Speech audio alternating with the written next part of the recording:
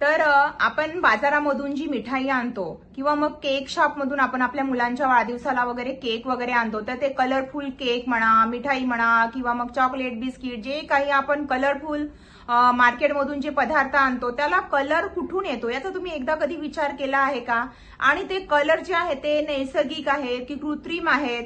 आणि मग कृत्रिम कलर असतील तर मग त्याचा आपल्या आरोग्यावर काय दुष्परिणाम होतो याचा तुम्ही कधी विचार केलेला आहे का? तर आज आपण आपल्या व्हिडिओमध्ये हेच बघणार आहोत की ते कृत्रिम कलर कशापासून बनले जातात, त्याचे काय दुष्परिणाम आहेत आणि त्या कृत्रिम जे कलर्स असतात त्याला काही पर्याय आहेत का? आपण ते कलर नैसर्गिक फळं म्हणा किंवा मग भाज्या वगैरे वापरून ते कलर तयार करू शकतो का? तर ते कलर कसे तयार करायचे ते सुद्धा मी तुम्हाला डेमो करून दाखवणार आहे, तर व्हिडिओ पूर्ण फुल वॉच करा. तर नमस्कार सर्वांचे, खूप खूप मनापासून स्वागत आहे. तर एक छोटासा व्हिडिओ मी जनरल अवेअरनेससाठी बनवलेला आहे, कारण गणपती उत्सवामध्ये मी सर्रास बघत आहे की शॉर्ट्स रील्स मध्ये असे कलरफुल मोदकचे शॉर्ट्स टाकले जातात, त्यामुळे माझ्या मनात विचार आला की थोडं हा व्हिडिओ तयार केला पाहिजे की हे कलर येतात कुठून. तर व्हिडिओ पूर्ण फुल वॉच करा आणि नवीन असल्यास चॅनलला सबस्क्राईब करा. चला तर मग लगेचच बघूया की हे कृत्रिम कलर आहेत काय, याचे काय दुष्परिणाम होतात.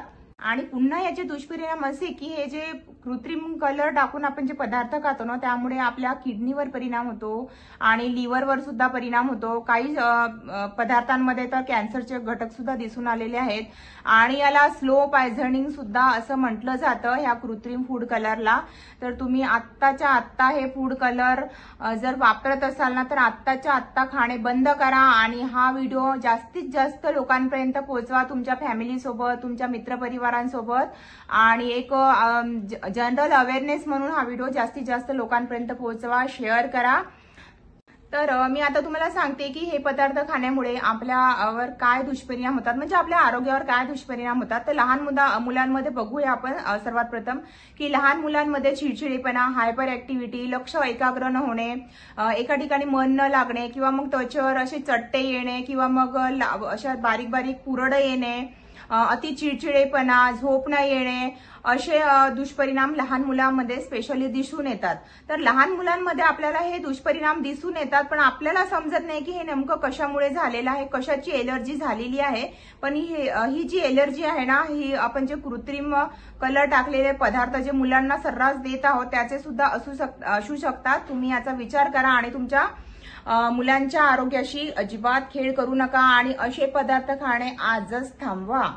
तर सर्वात प्रथम आपण बोलूया की कृत्रिम फूड कलर म्हणजे आहे काय नेमकं. ते कृत्रिम फूड कलर जे आहेत ना ते रासायनिक पदार्थांपासून तयार केले जातात आणि आजकाल सर्रास चॉकलेट म्हणा, बिस्किट म्हणा, कॅन्डी म्हणा, जे छोटे छोटे लहान मुलांचे कॅन्डी असतात किंवा मग मिठाया असतात. आपण मिठाईच्या शॉपमध्ये गेल्या तर आपल्याला एक सोडून हजारो कलरच्या आपल्याला तिथे मिठाया दिसणार, पण ते दिसायला इतकं अट्रॅक्टिव्ह आणि मोठ्या माणसांना सुद्धा अट्रॅक्ट करतं. लहान मुलं तर सोडाच, पण मोठ्या माणसांना सुद्धा अट्रॅक्ट करतात ते मिठाया आणि आपण सर्रास घेतो, खातो आणि आपल्या लहान मुलांना सुद्धा देतो.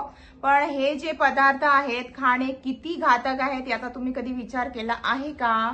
तर आता प्रश्न येतो की आपण हे कृत्रिम कलर नाही वापरायचे, तर मग आपण जे कलर आहे ते कुठून आणायचे, कसे तयार करायचे? आपल्याला आपले पदार्थ तर छान असे अट्रॅक्टिव्ह करायचे आहेत. तर चला मग आता आपल्या किचनमध्ये जाऊया आणि तुम्हाला मी नैसर्गिक कलर तयार करून दाखवते. इतके छान मस्त आपण कलर तयार करणार आहोत. चला मग माझ्या किचनमध्ये.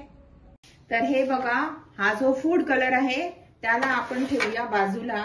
आणि हे बघा, हे आहे बीट आहे, मी स्वच्छ धुवून घेतलं आणि याला किसून घेतलं. आता मी तुम्हाला दाखवते किती छान असा आपला नैसर्गिक कलर इथे तयार होणार आहे. तर हे बीट टाकायचं मिक्सरमध्ये, थोडं पाणी टाकायचं. आता आपण याला थोडं फिरवून घेऊया. तर हे बघा, थोडं पाणी टाकून मी हे मिक्सरमध्ये छान फिरवून घेतलं. चला आता आपण हे चहागाळणीने गाळून घेऊया आणि किती सुंदर नैसर्गिक आपला इथे लाल कलर तयार होणार आहे. तुम्ही बघू शकता. आता हे बघा किती छान कलर, दिसायलाही अट्रॅक्टिव्ह आणि आपल्या आरोग्यासाठी सुद्धा अगदी छान पौष्टिक असा कलर झालेला आहे इथे. हे बघा, हा कलर तुम्ही कोणत्याही पदार्थामध्ये वापरू शकता. आणि आता गणेशोत्सवामध्ये तुम्ही मोदक बनवता तर मोदकसाठी तुम्ही भरपूर प्रमाणात ते फूड कलर वापरता, तर तो वापरण्याऐवजी हा कलर तुम्ही पिठामध्ये टाकून मोदक बनवा. कृत्रिम कलरापेक्षा ना हा कलर वापरून जर तुम्ही तो मोदक बनवाल ना तर खूप जास्त अट्रॅक्टिव्ह दिसेल आणि आपल्या गणपती बाप्पांना सुद्धा पौष्टिक असा मोदक तयार मिळेल. चला आता आपण हा कलर ठेवूया बाजूला आणि आता आपण दुसरा कलर तयार करूया. तर हे बघा मी इथे गाजर किसून घेतलेला आहे. आता आपण ऑरेंज कलर तयार करूया. तर हे बघा गाजर सुद्धा मी मिक्सरमध्ये थोडं फिरवून घेतलं. चला आता आपण हे सुद्धा गाळणीने गाळून घेऊया आणि तुम्ही बघाल की किती छान अप्रतिम आपला असा इथे ऑरेंज कलर तयार झालेला आहे. हे बघा छान नैसर्गिक ऑरेंज कलर आणि यामुळे आपल्याला ए विटॅमिन सुद्धा मिळेल, दिसायला सुद्धा अट्रॅक्टिव्ह दिसेल.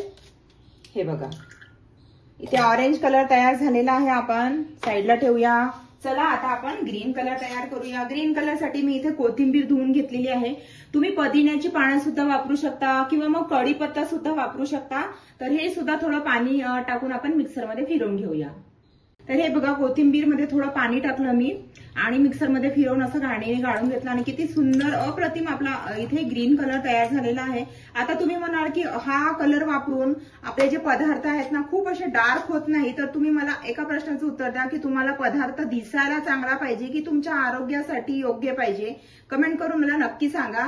तर तुम्हाला आता सांगा मला तुम्ही की तुम्हाला हा कलर वापरायचा आहे, खूप जास्त डार्क कलर तुम्हाला डार्क कलरचे तुम्हाला पदार्थ हवेत, खूप दिसायला अट्रॅक्टिव्ह हवेत की तुमच्या आरोग्यासाठी योग्य असलेले हे 3 पदार्थ वापरायचे आहेत. मला कमेंट करून नक्की सांगा. तर तुम्ही बघितलं किती छान आपण इथे नैसर्गिक कलर तयार केले. आणखी काही फळं आणि भाज्यांचा वापर करून आपण कलर तयार करू शकतो. फॉर एक्झाम्पल पालक आहे, पालकापासून आपला ग्रीन कलर किंवा डाळिंबाचा वापर करून आपण रेड कलर तयार करू शकतो किंवा मग जांभळापासून जांभूळ जे असतं ना त्याचा आपण वापर करून आपण जांभळा कलर तयार करू शकतो किंवा मग गुलाबाच्या पाकड्या असतात त्याचा सुद्धा वापर करून आपण छान असा गुलाबी कलर तयार करू शकतो किंवा मग कोको पावडर असते, कोको पावडरचा वापर करून सुद्धा आपण छान असा ब्राऊन कलर तयार करू शकतो. तर माझं शेवटी एकच म्हणणं आहे आणि हा व्हिडिओ मी याच्यासाठीच तयार केलेला आहे की या फूड कलर बद्दल मला एक थोडं जनरल अवेअरनेस करायचं होतं. तर आपला जो पदार्थ आहे फक्त दिसण्यापुरता नाही तर तो आपल्या आरोग्यासाठी सुद्धा योग्य असला पाहिजे. कारण हे पदार्थ आपण खातो, आपले कुटुंब सुद्धा खातं आणि आपल्या लहान मुलांना सुद्धा आपण हे पदार्थ देत असतो. तर त्या कुटुंबातल्या लोकांचे, मुलांचे आरोग्य शेवटी आपल्या गृहिणीवर असते. तर त्यामुळे आपण ही काळजी घेणे खूप जास्त गरजेचे आहे. तर तुम्हाला हा व्हिडिओ जरा सुद्धा हेल्पफुल वाटला असेल, थोडी सुद्धा माहिती तुम्हाला याच्यातली योग्य वाटली असेल तर प्लीज लाईक करा आणि जास्तीत जास्त लोकांपर्यंत हा व्हिडिओ शेअर करा. आणि सबस्क्राईब नसेल केलं ना तर पटकन सबस्क्राईब करा. साईडला जी बेल आयकॉन असते ना ती सुद्धा प्रेस करा म्हणजे माझ्या नवीन व्हिडिओचे नोटिफिकेशन तुम्हाला वेळोवेळी मिळत राहणार आणि आपली भेट होत राहणार, आपल्या गप्पा होत राहणार. आणि हो, कमेंटच्या साईडला थोडं हाईपचं बटन असते ना ते सुद्धा प्रेस करून मला सहकार्य करावे अशी तुम्हाला कृपया सर्वांना विनंती आहे. भेटूया नेक्स्ट व्हिडिओमध्ये. नेक्स्ट व्हिडिओ सुद्धा खूप इंटरेस्टिंग असणार आहे तर बघायला अजिबात विसरू नका. तर बाय बाय, टेक केअर. आपल्या कुटुंबाची आणि आपल्या मुलांची काळजी घ्या हे फूड कलर वापरणे बंद करून. तर बाय बाय.